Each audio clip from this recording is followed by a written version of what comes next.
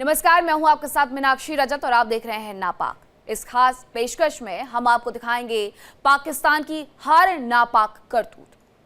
पाकिस्तान दुनिया के सामने बातें कितनी भी हाँकता रहे, लेकिन इस वक्त उसके अंदरूनी हालात ये चीख चीख करके कह रहे हैं कि जिन्ना का बनाया मुल्क अब 3 टुकड़ों में टूटने की कगार पर है।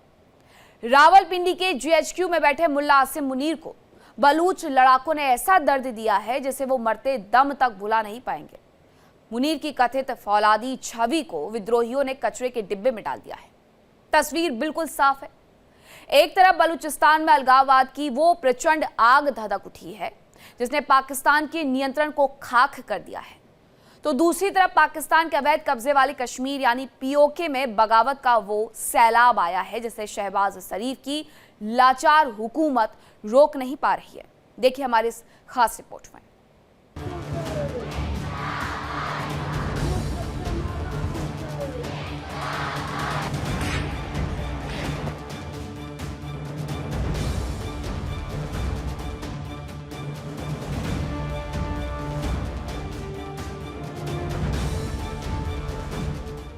लंबे समय से पाकिस्तानी सेना के जुल्मों को सह रहे बलूचिस्तान ने अब खुद को पाकिस्तान से अलग एक आजाद मुल्क घोषित करने का दावा ठोक दिया है। यह सिर्फ एक बयान नहीं है, यह इस्लामाबाद की छाती पर सीधा हथौड़ा है। बलूच लिबरेशन आर्मी यानी बीएलए ने मुनीर की फौज को वो जख्म दिया है जिससे पूरी पाकिस्तानी सेना लहूलुहान है।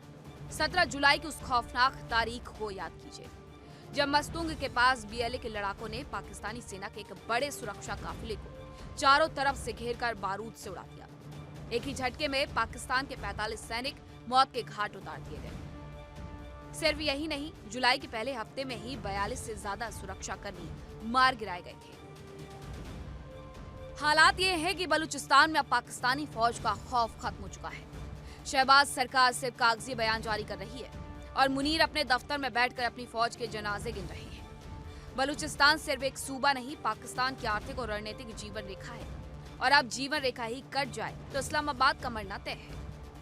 बलूचिस्तान में लगी इस आग की तपिश सिर्फ इस्लामाबाद तक नहीं है, इसकी आंच बीजिंग में बैठे शी जिनपिंग को भी झुलसा रही है। चीन का महत्वाकांक्षी प्रोजेक्ट CPEC यानी चाइना पाकिस्तान इकोनॉमिक कॉरिडोर, जो चीन के बेल्ट एंड रोड इनिशिएटिव का सबसे बड़ा फ्लैगशिप प्रोजेक्ट है, वो बलूचिस्तान के कब्रिस्तान में दफन होने जा रहा है। मेरे हिसाब से, मेरी मालूमात इंफॉर्मेशन के मुताबिक इस वक्त पाकिस्तान के हालात बेहतर नहीं है। अच्छा।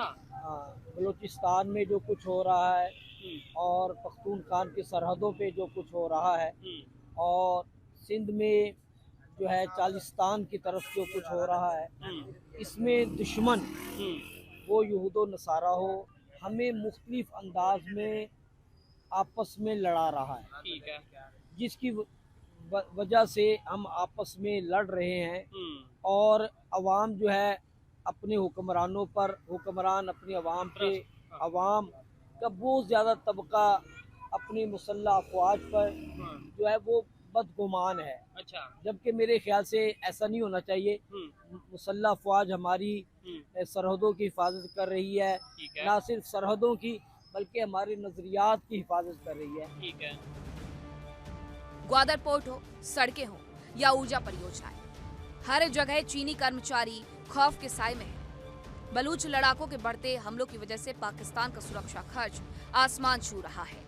निर्माण कार्य पूरी तरीके से ठप है और चीनी इंजीनियर अब पाकिस्तान छोड़कर भागने की भीख मांग रहे हैं। बलूचिस्तान में फौज मर रही है, उधर पाकिस्तान के अवैध कब्जे वाली कश्मीर यानी पीओके में जनता ने शहबाज सरकार के खिलाफ मुकम्मल जंग का ऐलान कर दिया है। महंगाई, आटे की किल्लत, बिजली के बढ़े दाम और राजनीतिक अधिकारों के हनन को लेकर पीओके के लोग अब सड़कों पर उतरकर कह रहे हैं पाकिस्तान से नाता तोड़ो। ज्वाइंट आवामी एक्शन कमेटी के नेतृत्व में हुए इन ऐतिहासिक प्रदर्शनों ने पाकिस्तान की पूरी प्रशासनिक व्यवस्था को पंगु बना दिया है। हालत इतनी बेकाबू हो चुकी है कि खुद संयुक्त राष्ट्र यानी यूएन की मानव अधिकार एजेंसी को इसमें दखल देना पड़ा।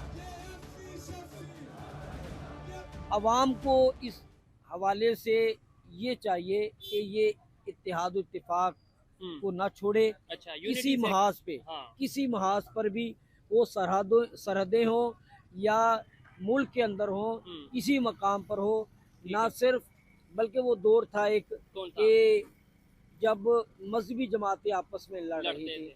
मगर अब मजहबी जमातें तो नहीं लड़ रही, सियासी भी लड़ मगर रही सियासी हैं, जमातें लड़ रही हैं। समाजी भी लड़ हाँ, रही हैं। और वो जिसकी वजह से जो है ना हमारे अंदर एक दूसरे में नफरत पैदा हो रही है। ये मुल्क बड़ी मुश्किल से हमें तोहफा अल्लाह की तरफ से मिला हुआ है। अच्छा, हमें चाहिए इसकी हिफाजत करें ठीक है। और अपनी कोताहियों को ना सिर्फ दूसरों पर डालें, बल्कि खुद अपनी इस्लाह करें। हमारी हम जो कर सकते हैं हमें वो करना चाहिए अपने अपने आप मुल्क को बेहतर करें, और अपने आप को बेहतर करेंगे तो पाकिस्तान, जी। जाहिर बात है, उसके लिए भी बेहतरी जी होगी। जी, मेरे ख्याल से इसमें हमारे हुक्मरानों का किरदार कुछ कई सालों से मनफी रहा है। अच्छा, मेरी नेगेटिव रोल रहा जी है। जी बिल्कुल।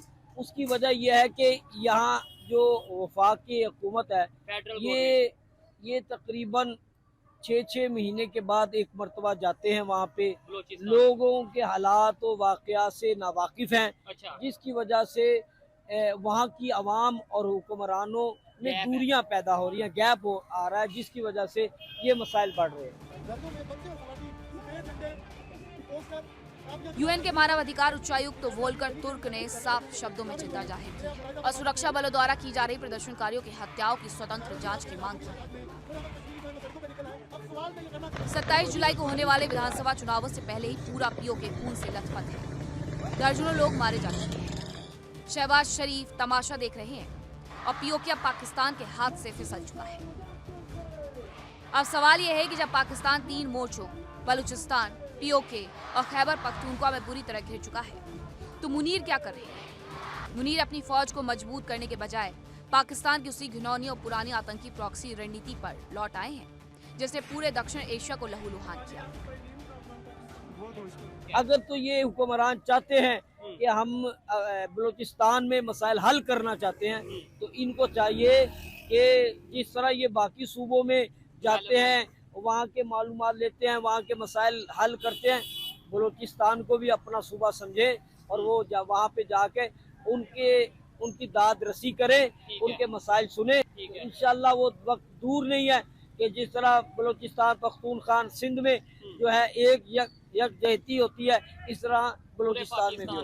इस वक्त सोशल मीडिया पे जो जंग लड़ी हुई है, वो नजरियात की हो, वो अक़वाम की हो, वो तासुब की हो, ठीक है, फिरका परस्ती की हो, फिरका वरायत की हो, हाँ। सियासी जमातों की हो, मजहबी जमातों की हो, ये सारे अपने अपने व्यू बयान करने के लिए ऐसे ऐसे दलाइल देते हैं जो खाली ज़हन के होते हैं, हाँ। वो उसको कायल मायल हो जाते हैं ठीक है। और वो बदजन होते हैं। इस तरह जो है ना मनफी सोच पैदा होती है, इसकी वजह से आपस में नफरतें पैदा होती हैं।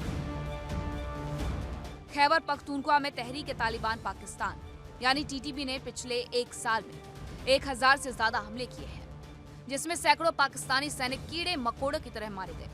कतर, तुर्की, चीन ने मध्यस्थता की कोशिश की, लेकिन सब फेल रहे। अब इस टीटीपी और बलूच विद्रोहियों से निपटने के लिए मुनीर ने दुनिया का सबसे घिनौना खेल खेला है। पाकिस्तान अब दुनिया के सबसे खतरनाक आतंकी संगठन ISIS के यानी दाइश खुरासान को पाल रहा है। खुफिया रिपोर्ट्स बताती हैं कि पाकिस्तान की सेना और ISIS अब तालिबान को कमजोर करने के लिए ISIS के आतंकियों को संरक्षण दे रही है। 30 जून को अफगानिस्तान सीमा पर जो संदिग्ध गतिविधियां देखी गईं, उनका केंद्र यही ISIS KP के ठिकाने थे। सांप को पालकर दूसरे सांप को डसवाने की मुनीर की ये चाल खुद पाकिस्तान को भस्म करने वाली है। इस पूरे महासंकट ने शहबाज की सरकार को दुनिया का सबसे निकम्मा और लाचार तंत्र साबित कर दिया है। शहबाज सिर्फ एक कठपुतली प्रधानमंत्री है, जिनकी डोर मुल्ला मुनीर के हाथ में है, और जब मुनीर खुद अपनी जान बचाने के लिए आतंकियों की शरण में जा रहा है, तो देश का डूबना लाजमी है।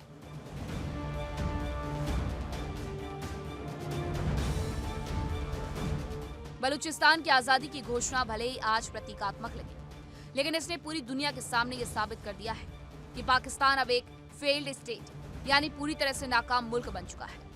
जनता भूखी मर रही है, बिजली आटा है नहीं, सीपैक का जनाजा उठ चुका है, फौज रोज मर रही है और सरकार केवल भीख मांगने में व्यस्त है। असीम मुनीर की फील्ड मार्शल वाली हेकड़ी को बलूच लड़ाकों और पीओके की जनता ने हवा में उड़ा दिया है। अगर पाकिस्तान ने अभी अपने गुनाहों से तौबा नहीं की तो बहुत जल्द दुनिया के नक्शे से पाकिस्तान नाम का मुल्क हमेशा के लिए गायब हो जाएगा और इसके 3 टुकड़े होना तय है।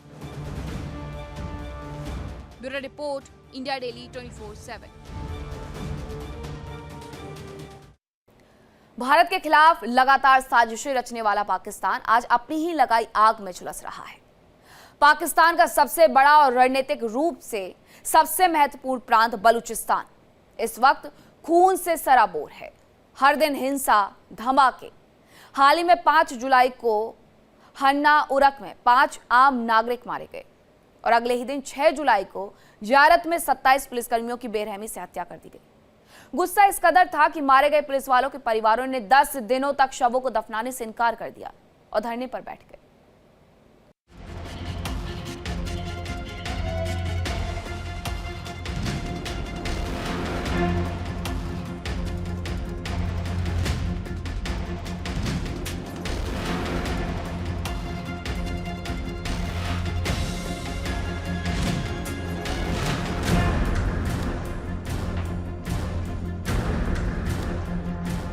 भारत के खिलाफ नए षड्यंत्र रचने वाला पाकिस्तान अपनी ही लगाई आग में झुलस रहा है। बलूचिस्तान में हाल ही में 2 हमले हुए।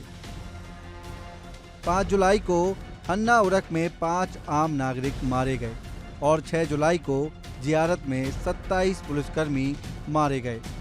इन हमलों के बाद पुलिस वालों के परिवार 10 दिन तक धरने पर बैठे रहे। उन्होंने शवों को दफनाने से इनकार कर दिया है।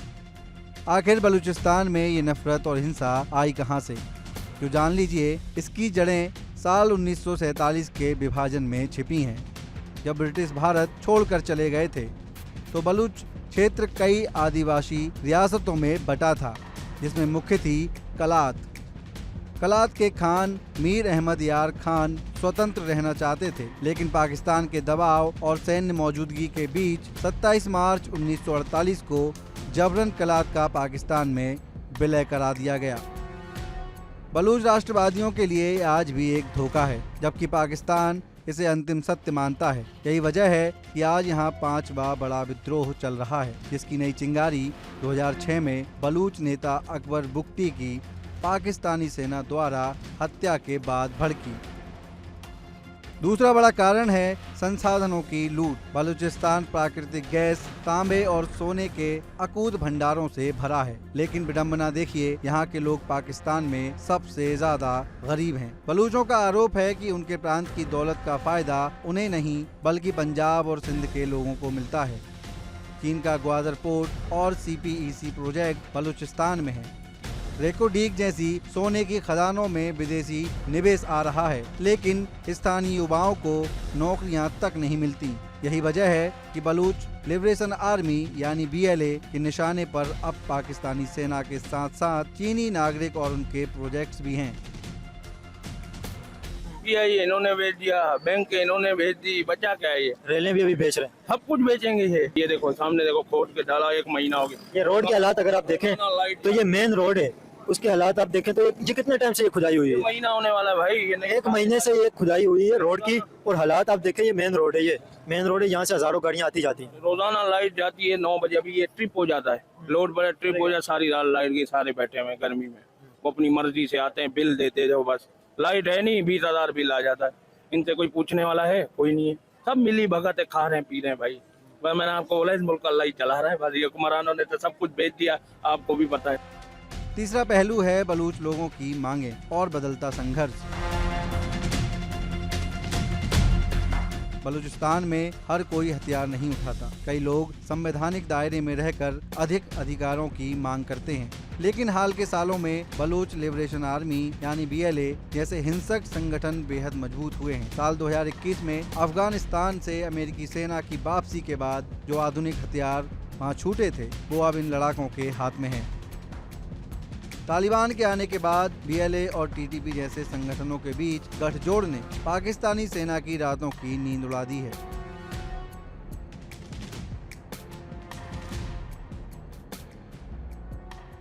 किसी का हक नहीं दोगे ना, आपको हक नहीं मिलेगा, आप भी सड़क पे निकल आओगे। आपके बच्चे भूख से मर रहे होंगे ना, आप असला लेके निकल आओगे बाहर, छीनोगे लोगों से। ये आप इनको आज़ाद कर दो, ये फिर भी अकेले रहेंगे। नहीं उनको मालूम नहीं है पाकिस्तानी कौम का, उनको मालूम नहीं है पाकिस्तानी हुकूमत का, वो आपके साथ क्यों रहेंगे? वो तो अपनी अलग स्टेट बनाएंगे। प्रैक्टिकल तौर पे आपको ये पॉसिबल लगता है? हाँ, कैसे? वो तुम देख लेना। आप क्या समझते हो, करोड़ों लोग मर जाए? मरना चाहिए, बहुत ज्यादा। क्या बात कर रहे हो भाई? सही बता रहा हूँ, आवाम बहुत ज्यादा हुई, कम होना चाहिए। करोड़ों लोग मर जाए, एटम बम चल जाए? मरना चाहिए। अगर लोग देख रहे हैं आपको, बोलेंगे फिर आपको लोग क्या बोल रहे हो? भाई मुझे एक बात बता, वैसे भी तो मर ही रहे ना। आप करोड़ों लोगों के मरने की बात कर रहे हैं। मेरे भाई मुझे एक बता, रोज के मरने से एक दफा मर जाए वो ज्यादा बेहतर नहीं है? कभी पेट्रोल महंगा, कभी गैस महंगा, कभी गैस नहीं है, कभी कुछ नहीं है, ये भी तो रोज मर रहा है ना इंसान, तो एक दफा ही मरेगा ना। रोज रोज के मरने से एक दफा का मरना अच्छा होता है कि नहीं?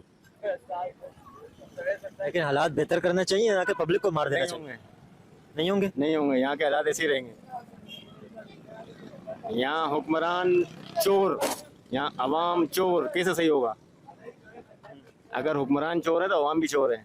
अवाम भी तैयार नहीं है टैक्स देने के लिए, हर चीज़ में चोरी है। यहाँ बिजली है तो चोरी है, गैस है तो चोरी है, कहाँ तक आप किस किस को सुधारोगे भाई?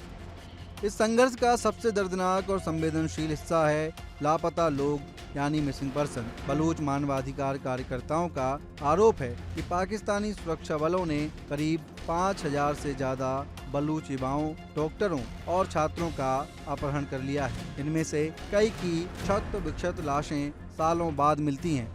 बलूच महिलाओं की आवाज बनी प्रमुख कार्यकर्ता महरंग बलूच को हाल ही में पाकिस्तानी प्रशासन ने प्रताड़ित किया और उन पर पाबंदियां लगाई हैं। ये दमन बलूच युवाओं को पाकिस्तान के खिलाफ और ज्यादा उग्र बना रहा है। क्यों वो बेचारे वो अपने हक के लिए खड़े हैं वो लोग, मगर अब उनके हुकूक उनको मिलने चाहिए, जो बात है। और हकीकत बात है, उनके हुकूक उनको मिल नहीं पा रहा है। जिस तरीके से वो बेचारे परेशान हैं, अब जो उनको वो चाह रहे हैं कि अपनी गवर्नमेंट बननी चाहिए, उनकी अवामी गवर्नमेंट आनी चाहिए वहाँ, मगर वो गवर्नमेंट आ नहीं पा रही। लाजमी सी बात है, वो लोग भी रोडों में निकले हुए हैं, वो भी अपने हुकूक के लिए लड़ेंगे, लाजमी सी बात है। आप यकीन करें, यहाँ आटा तो बहुत ज़्यादा है। यहाँ हम लोग 160 या 70 रुपये किलो आटा भी बहुत मुश्किल से परचेज कर पाते हैं। मैं तो बोलता हूँ बातचीत होनी चाहिए इस पर ना, इस चीज़ में गवर्नमेंट को और आवाम को बैठ के इस चीज़ पे कोई लाएमल देना चाहिए, कोई तय करना चाहिए आपस में, कुछ आवाम की बात माने, कुछ अपनी बात मनवाए। तो गवर्नमेंट को भी कंप्रोमाइज़ करना पड़ेगा, कंप्रोमाइज़ करे गवर्नमेंट भी, तो फिर इंसान ऐसे हो सकता है। ऐसे तो मसले का हल फिर ऐसी है, सड़कों पर ही होगा फिर जो हाल है। तो गवर्नमेंट को भी लाजमी सी बात है, गवर्नमेंट को कुछ सोचना चाहिए कि बैठे हैं, मिल बैठ के बातचीत करें तो मसला, मैं बोलता हूँ, हल हो जाएगा। इस विद्रोह को दबाने के लिए पाकिस्तान सरकार हमेशा की तरह सिर्फ बंदूक का सहारा ले रही है। हालिया ऑपरेशन शाबान में पाकिस्तान ने 129 तथाकथित आतंकवादियों को मारने का दावा किया है। पाकिस्तान हमेशा की तरह अपनी नाकामी छुपाने के लिए भारत पर आरोप मढ़ता है, लेकिन सच ये है कि खुद पाकिस्तान के भीतर से अब यह आवाजें उठने लगी हैं। जिस विद्रोह को जनता का समर्थन हासिल हो, उसे सिर्फ ताकत के बल पर कभी खत्म नहीं किया जा सकता। बलूचिस्तान आज एक ऐसे मुहाने पर खड़ा है जहां दमन की हर कोशिश एक नए विस्फोट को जन्म दे रही है। जब तक पाकिस्तान बलूच लोगों के जख्मों पर मरहम लगाने के बजाय गोलियां बरसाता रहेगा, ये आग बुझने वाली नहीं है।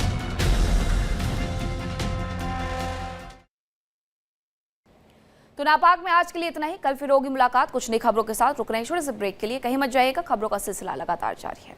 देखिए इंडिया डेली 24/7 अब आपकी स्मार्ट टीवी पर। इंडिया डेली मौजूद है सभी डिजिटल प्लेटफॉर्म पर लाइव और लगातार।